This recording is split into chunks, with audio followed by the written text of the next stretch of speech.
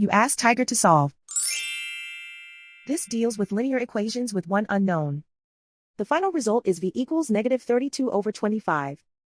Let's solve it step by step. Simplify the expression. Expand the parentheses.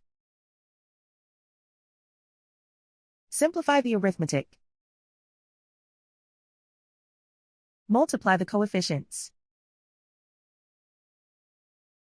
Group like terms.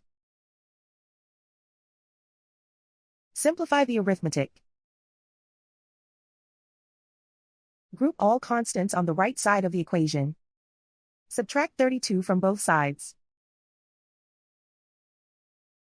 Simplify the arithmetic.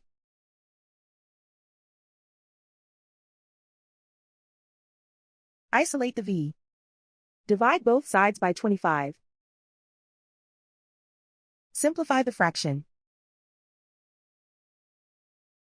And so the final result is v equals -32/25.